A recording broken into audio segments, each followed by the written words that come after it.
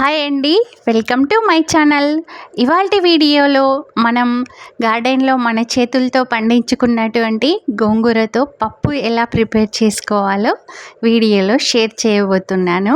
గోంగూర పప్పు అందరు వండుకొని ఉంటారు, బట్ ఏంటంటే మనం మార్కెట్లో కొనుక్కొచ్చుకొని అట్లా వండుకుంటాం కదా. ఇది మనమే పండించుకున్నాం అనుకోండి, ఆ పండించుకున్న ఆకుతో పప్పు వండుకుంటే ఆ థ్రిల్లే వేరు. అయితే నేను మీకు ఇంతకుముందు మా గార్డెన్ షేర్ చేశాను కదా, అప్పుడంతా క్లీన్ చేయించాం, ఎంటీగా ఉంది. ఇప్పుడు ఇంకా వర్షాకాలం స్టార్ట్ అవుతూనే ఈ గోంగూర మొక్కలు అయితే వచ్చాయండి. అయితే 2 years బ్యాక్ నేను ఈ గోంగూర చెట్లు పెట్టాను. ఆ చెట్ల విత్తనాలు అలా ఇవంతా చల్లినట్టుగా అయ్యి ఇవన్నీ మొలకలు వచ్చాయండి. చాలా అంటే చాలా హెల్తీగా ఉన్నాయి. చూస్తున్నారు కదా గోంగూర ఎంత ఫ్రెష్గా ఉందో. అయితే మేము ఈ గార్డెన్లో పెట్టినటువంటి మొక్కలకి ఎట్లాంటి పెస్టిసైడ్స్ అవి వాడమండి, న్యాచురల్గానే పండిస్తూ ఉంటాము. అయితే అక్కడక్కడ ఇలా కొద్దిగా చిన్న చిన్నగా ఏవైనా కీడలు అట్లాంటివి వస్తే వేపాకు రసం అట్లాంటివి స్ప్రే చేస్తాము. ఇక్కడ చూడండి కరివేపాకు చెట్టు. ఇప్పుడు మనం ఈ గోంగూర పప్పులో వేసుకోవడానికి కరివేపాకు కూడా మా గార్డెన్లో నుంచే తీసుకుంటున్నాను. ఇదిగో చూడండి, మనం పప్పులో వేసుకోవడానికి ఇంత గోంగూర ఇంకా కరివేపాకు అయితే కలెక్ట్ చేశాను. దీనికి ఏమీ అసలు డస్ట్ ఎక్కువగా ఉండదండి, ఎందుకంటే వర్షాలు పడుతూనే ఉన్నాయి కదా. ఎప్పటికప్పుడు ఆకుల పైన ఉన్నటువంటి డస్ట్ క్లీన్ అవుతూనే ఉంది. బట్ అయినా కూడా మనం ఒకసారి ఫ్రెష్గా కడిగేసుకొని ఇంకా యూజ్ చేసుకోవాలి. అయితే దీంట్లోకి ముందుగా నేను 4-5 వెల్లుల్లి రెమ్మలు, ఒక 10-12 పచ్చిమిర్చి యూజ్ చేస్తున్నాను. అయితే మనం ఈ పప్పులోకి కారప్పొడి వేసుకోకూడదండి, పచ్చిమిర్చి అయితేనే చాలా టేస్టీగా వస్తుంది. అయితే ఇలా ప్యాన్ పెట్టేసుకొని కొద్దిగా ఆయిల్ యాడ్ చేసుకొని దాంట్లోకి ఆవాలు, జీలకర్ర, మనం దంచుకున్నటువంటి వెల్లుల్లి ఇవన్నీ కూడా యాడ్ చేసుకోవాలి. ఆ తర్వాత పచ్చిమిర్చి కూడా వేసేసుకోవాలి. ఇదిగో చూడండి, కరివేపాకును కూడా కడిగేసి పక్కన పెట్టుకున్నాను, వాటిని కూడా దీంట్లో యాడ్ చేస్తున్నాను.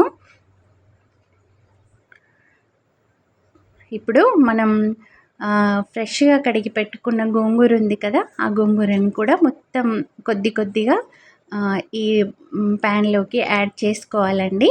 అయితే సిమ్లో ఉంచేసి దీన్నంతా కలిపేసుకోవాలి. మీరు ఇక్కడ చూస్తున్నారు కదా, దానికి వేడి తగులుతూనే కలర్ అంతా చేంజ్ అయిపోతుంది. ఇది మనం మామూలుగా పప్పుతో పాటు కుక్కర్లో వేయకూడదండి, ఇలా అయితేనే టేస్టీగా ఉంటుంది. ఇదిగో చూడండి, ఇలా మెల్లగా కదుపుతూ ఉన్నారనుకోండి, మనం ఎంత ఒక పెద్ద బౌల్ నిండుగా వేసేసాం కదా, అదంతా కూడా ఉడికేసి చూడండి ఒక గిన్నె నిండుగా వచ్చేసింది గోంగూర. అయితే గోంగూర పచ్చడి చాలా బాగుంటుందండి, అది మనం ఇంకొక వీడియోలో చూద్దాం. ఇది మాత్రం ఇంకా గోంగూర పప్పే, ఎందుకంటే ఇప్పుడు శ్రావణ మాసం కదా, ఇంకా మనకి చికెన్కు మించినటువంటి టేస్ట్ వస్తుందండి గోంగూర పప్పు. ఇలా చూస్తూనే నోరూరుతుంది కదా. గోంగూర, పచ్చిమిర్చి, కరివేపాకు, వెల్లుల్లి రెమ్మలు అవన్నీ కూడా ఎంత బాగా ఫ్రై అయ్యాయి కదా. అయితే మనకు సరిపడా పప్పుని ముందుగానే కుక్కర్లో ఉడికించేసి పెట్టుకోవాలండి.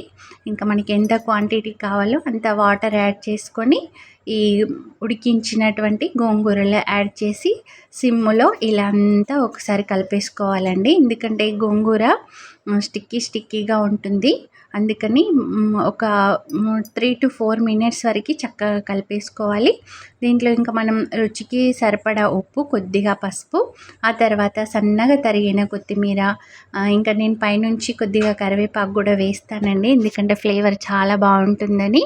ఇంకేముందండి, ఈ పప్పుని ఎక్కువసేపు ఉడికించకూడదు, ఒక 3 to 4 minutes అలా ఉడికించేసారనుకోండి, ఎంతో కమ్మని రుచికరమైనటువంటి గోంగూర పప్పు రెడీ అయిపోయింది. మీకు గనక వీడియో నచ్చినట్లయితే లైక్ చేయండి, షేర్ చేయండి, నా ఛానల్ని సబ్స్క్రైబ్ కూడా చేసుకోండి. Thanks for watching.